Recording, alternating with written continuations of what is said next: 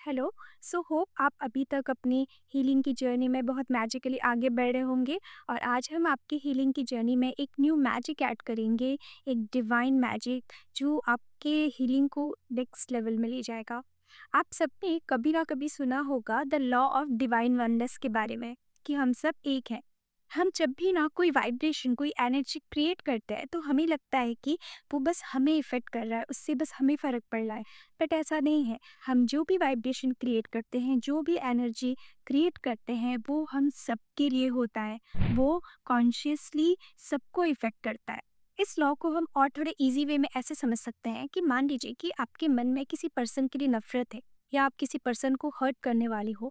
तो जब भी आप किसी पर्सन से नफ़रत रखते हो, उस पर्सन को हर्ट कर रहे हो, तो वो वाइब्रेशन ये तो आपके अंदर जन्म ली, वो तो आपके अंदर से क्रिएट हुआ।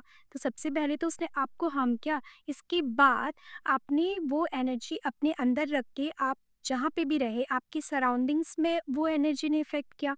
देन आपने उस एनर्जी को जिस पर्सन को सेंड किया, उन्हें वो चीज़ें हर्ट करेंगी, और उनके साथ साथ उनके सराउंडिंग्स में भी वो एनर्जी फैलती है। तो लॉ ऑफ वननेस मीन्स हम सब एक हैं, और आप जो एनर्जी, जो वाइब्रेशन क्रिएट करते हो, वो दूसरों के साथ साथ आपको भी इक्वली इफेक्ट करेंगी। सिमिलरली, जब हम किसी को ब्लेसिंग्स भेजते हैं, जब हम किसी को लव वाइब्रेशन सेंड करते हैं, तो आपको भी तो हैप्पीनेस फील होता है ना, वो खुशी महसूस होती है।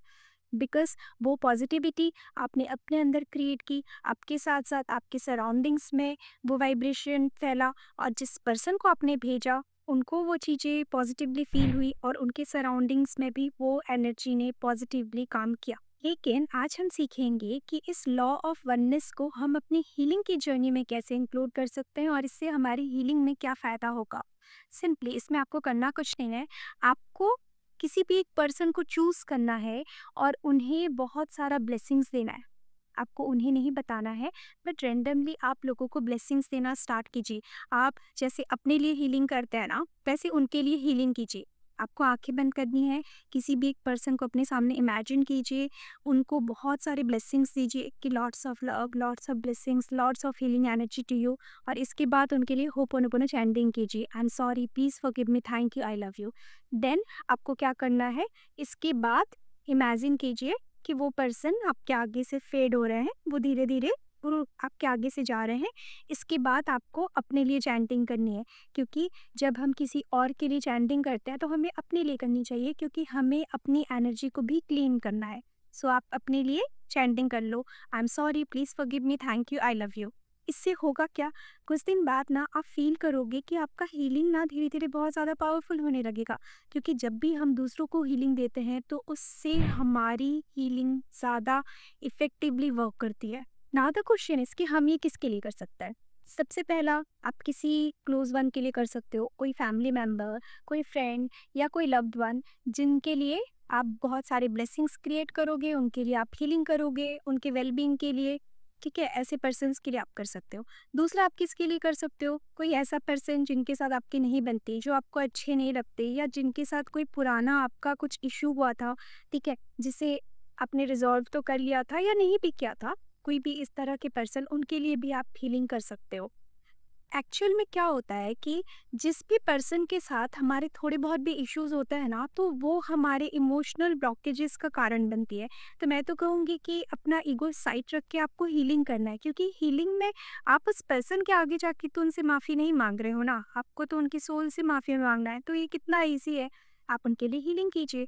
देन थर्ड, आप किसके लिए कर सकते हो, थर्ड ना आप रैंडम पर्सनस के लिए। जैसे आप ना आसपास किसी ऐसे लोगों को देखते हो ना, आपको लगता है कि ठीक है, मैं इनको नहीं भी जानती हूँ, लेकिन आप उनको ब्लेसिंग्स दे सकते हो।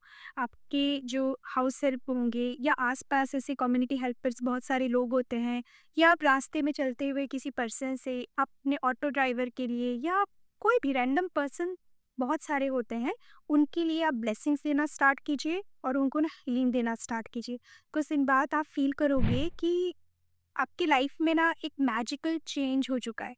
सो ये हीलिंग मेरी लाइफ में कैसे अप्लाई हुई, स्टार्टिंग में तो मैं अपने लिए ही हीलिंग करती थी, तो उस टाइम पे भी मेरा हीलिंग वर्क करता था, नॉर्मल वर्क करता था। बट सडन ना, जब मैं दूसरों को हीलिंग देने लगी, तो मुझे समझ में आया कि अब मेरी हीलिंग ना ज़्यादा पावरफुल हो गई है, बहुत ज़्यादा अच्छे से वर्क करती है। और ना, जब मैंने दूसरों को हीलिंग देना स्टार्ट किया, तो सबसे पहले मैंने उन लोगों को हीलिंग देना स्टार्ट किया जिनसे मैं थोड़ा कनेक्टेड फ़ील नहीं करती थी या जिनसे मैं ज़्यादा डिस्कनेक्टेड थी, ऐसे लोगों को मैंने पहले हीलिंग देना स्टार्ट किया। बिकॉज़ जिनसे मैं प्यार करती हूँ, जो लोग मेरे आस-पास हैं, जो क्लोज़ वन हैं, तो उनको तो आप बहुत ईज़िली हीलिंग दे सकते हो, बहुत मन से हीलिंग दे सकते हो। लेकिन पहले आप उन लोगों को देना स्टार्ट कीजिए, जिनसे कि आप ज़्यादा कनेक्टेड फ़ील नहीं करते या जिनके साथ आपके कुछ भी इमोशनल ब्लॉकेजेस हैं। इससे आपकी हीलिंग डेफ़िनेटली बहुत ज़्यादा पावरफुल होगी।